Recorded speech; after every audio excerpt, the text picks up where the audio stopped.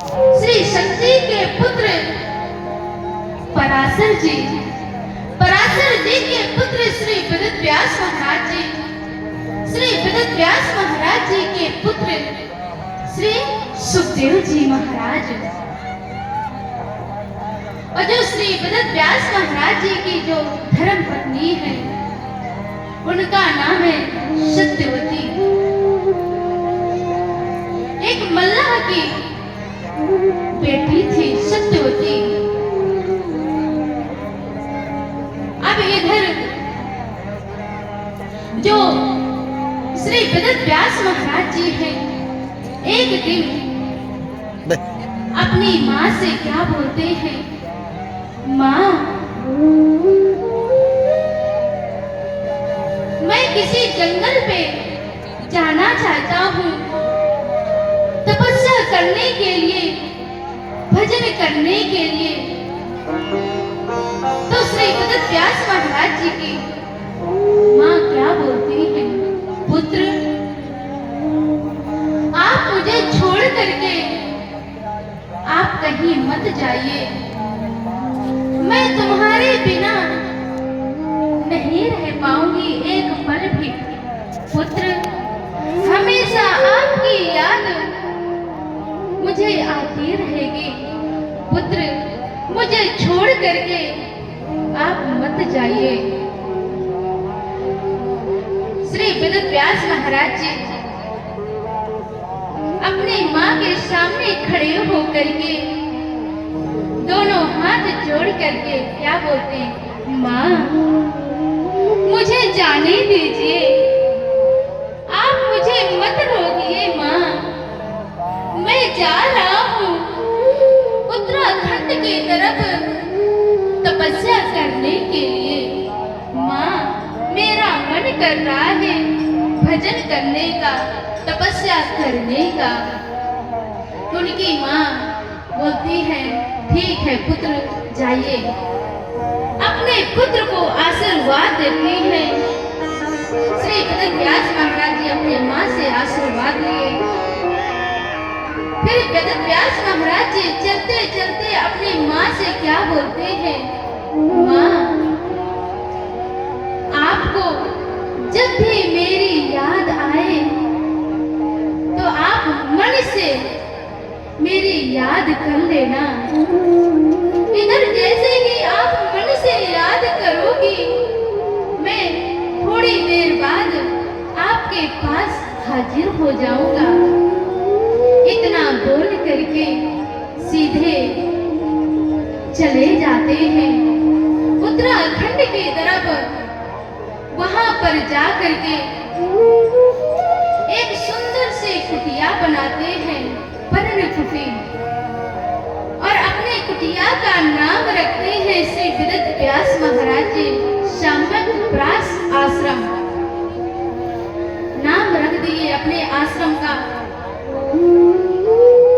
श्री वेद व्यास महाराज जी। कुछ दिन बाद वापस अपनी माँ के पास आए। जब तक बड़े हो गए, उनका विवाह हुआ बड़े धूमधाम से। श्री वेद व्यास महाराज जी अपनी धर्म पत्नी को लेकर के अपने आश्रम पर चले जाते हैं। एक दिन क्या होता है, श्री वेद व्यास महाराज जी अपने आश्रम से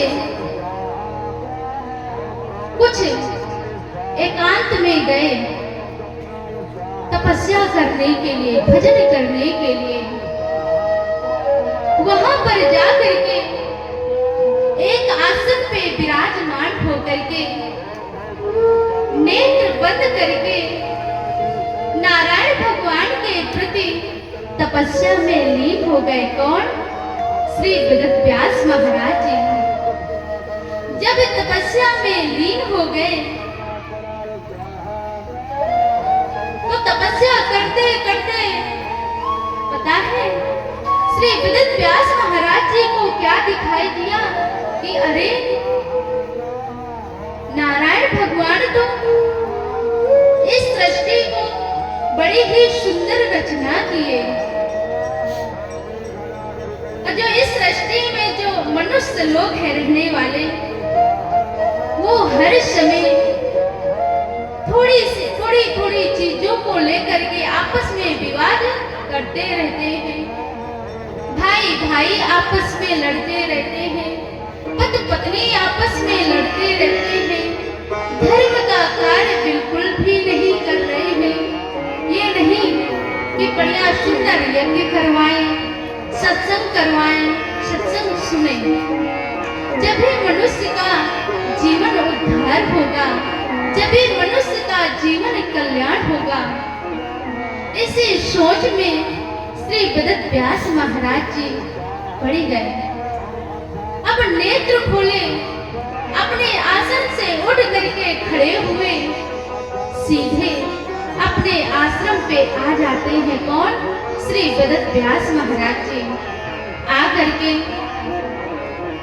उनके आश्रम के बाहर एक सुंदर सा वृक्ष है। उस वृक्ष के नीचे एक आसन पे विराजमान हो गए। जब विराजमान हो गए तो श्री वेद व्यास महाराज जी मन ही मन क्या सोचते हैं कि अब मैं करूं तो क्या करूं। जो इस पृथ्वी में जो रहने वाले जो मनुष्य लोग हैं, इनके कल्याण के लिए, इनके मुक्ति के लिए मुझे कुछ ना कुछ करना पड़ेगा।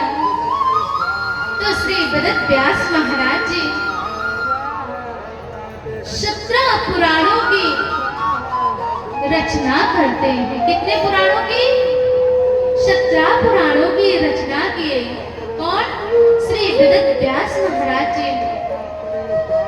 जब 17 पुराणों की रचना हो गई, श्री वेद व्यास महाराज जी जब खुद स्वयं 17 पुराण को खुद स्वयं पढ़े, अध्ययन करे, अध्ययन करने के बाद भी उनके मन को शांति और संतुष्ट नहीं मिला। तो श्री वेद व्यास महाराज जी मन ही मन सोचने लगे, विचारने लगे।